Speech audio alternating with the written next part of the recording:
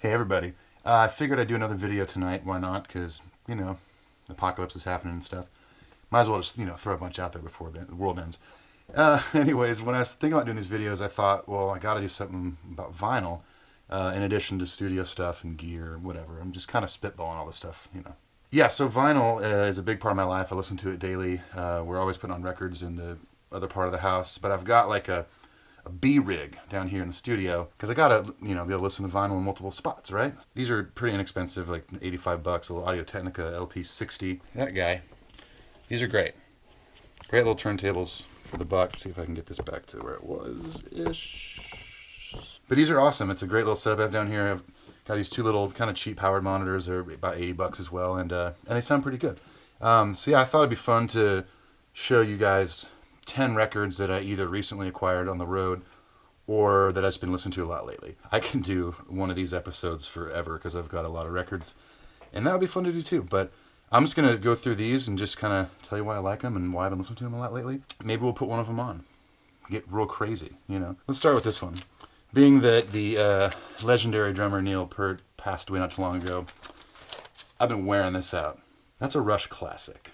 Hands down, one of the most classic rock and roll records of all time. And, I mean, come on. The silky kimonos, how can you go wrong with that? And there's a track called The Temples of Syrinx. Some people hate Rush, some people love them. I got into them in high school. My first arena show I ever saw was the Rush Counterparts tour with Candlebox opening. And, yeah, my old friend John Wilson back in California, who played drums in Supertones at one point, he was a big Rush fan. He got me into Rush back in the day. Thanks, John. Another one, The Highwomen. So if you don't know who this is, you've got Brandi Carlile, Maren Morris, Amanda Shires, and Natalie Hemby.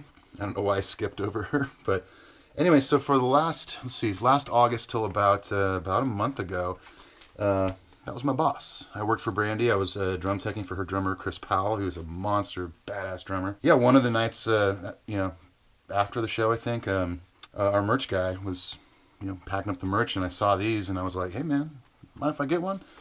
And he's like, yeah, sure. So he hooked me up with one of these, and this is an amazing record. All these women are amazing songwriters, and they all came together to put out this great, great record. The Highwaymen name's kind of a tribute to the Highwaymen. You know what? Let's put this one on.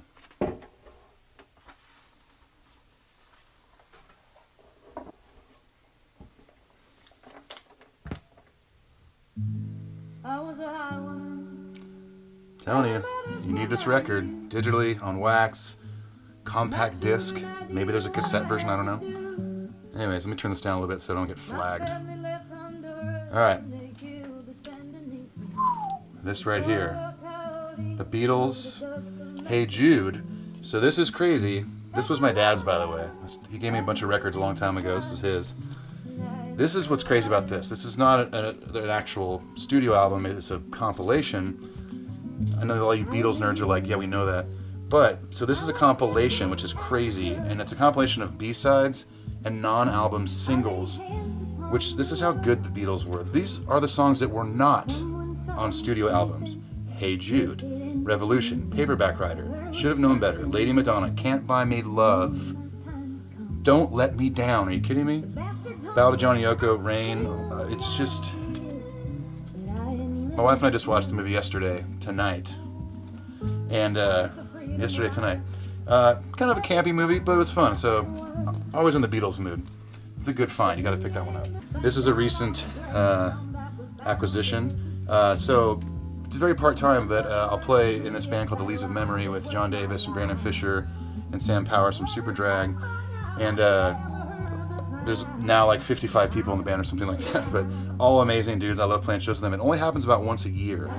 But one of our more recent shows, we played at the Mercy Lounge here in Nashville and opened for Not a Surf. I've been a Not a Surf fan forever. Love that band so much, and The Weight is a Gift is my favorite Not a Surf record. And I didn't own any other stuff on vinyl before that show, so of course, had to pick it up. This is an amazing record.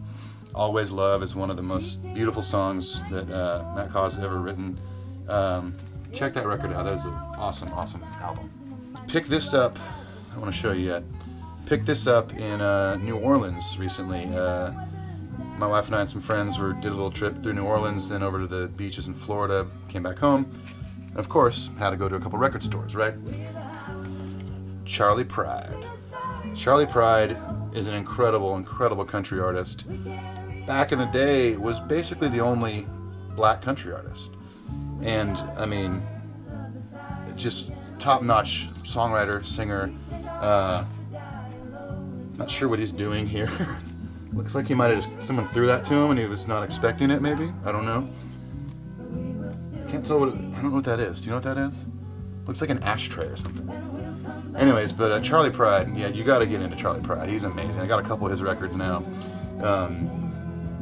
And most of his stuff was recorded just down the road at RCA, Studio A. I think it's credited on here is recorded in RCA's Nashville Sound Studios. I've not gotten to record in there, but I've been in that room a few times, actually with the Highwomen doing some a little promo gig thing. But yeah, Charley recorded a lot of that stuff right there on Music Row. Pretty awesome. Anyways, Jimmy World, Integrity Blues. This came out a couple years ago, and I remember it specifically because I was on the road, headed to London. I had just gotten there, had a night off to just rest up before going to work. And a friend of mine had me over there as well, and she was going through a hard time. And so I met up with her to, keep her company, hang out. And this came out that day, and so I was listening to it. And there's a specific song in here that I just think is one of Jim Adkins' most beautiful creations. It's called The End Is Beautiful. So if you're into Jimmy Eat World, I highly recommend this record. It's so good. And yeah, side B, third track, The End Is Beautiful. That is a pretty perfect song, I think. Might be fitting for what we're going through right now as well. Where did I get this? Oh, this was local. I got this up in Hendersonville, Tennessee. There's a little record store up there called Elevator Records, or Elevator Music. And my friend Nathan Thomas took me over there one night. It's actually inside of a tattoo shop. And it was awesome. It's not massive. It's maybe as big as my studio or something, which is just one room. But yeah, I found Bob Marley's last studio album, Confrontation, which, look at this cover. This is incredible. Bob Marley on it should be a unicorn, but a white horse stabbing a dragon. It's pretty incredible. But if you follow me on social media, which you probably do because you're watching this, I love Bob Marley. I love reggae music. He is the Beatles of reggae. So if I ever find stuff of his that I don't have, gotta pick it up. This is awesome. I picked this up at Electric Fetus in Minneapolis recently when I was there with Brandy Carlisle doing a couple nights at the new Fillmore. This has been one of my favorite bands to come out in the last couple of years. I think this is their third record, Interrupters. If you're a fan of like 90s ska, like Rancid, that era, which I am, to me they're like a female-fronted Rancid ska band. Live in Minneapolis, when Electric Fetus opens back up, go shop there. It's a great store. Also picked up at Electric Fetus in Minneapolis my favorite Social Distortion record, Sex, Love, and Rock and Roll. Came out in 04, I believe. Yep, 04. This record absolutely crushes. Kind of a tribute record to the late Dennis Donnell, who was the original guitar player of Social Distortion, who passed away before this. Some of Mike Ness's best songwriting. Reach for the Sky, Highway 101 is an incredible song. Nickels and Dimes. My favorite song on this record, Angel's Wings. Such an amazing song. So, and Orange County Boys, the Footloose soundtrack. But this soundtrack is a banger. Let me tell you, Footloose by Kenny Loggins, who, by the way, soundtrack king of the 80s for sure. Let's hear it for the Boy, Almost Paradise, Holding Out for a Hero by Bonnie Tyler, Dance in the Street. I mean, there's so much more Kenny Loggins. I'm Free. Sammy Hagar is on here. But yeah, Footloose soundtrack. Anyways, that's all I got for you for the night. I just wanted to, share a little bit of my love of vinyl to whoever wants to watch it or listen to it. If you're a collector, let me know what you're listening to, or do one of these videos. They're fun. Trying to encourage people to create more and put more stuff out in the world, and do it. Make a video. Show me what you're listening to. I'll watch it. I got time.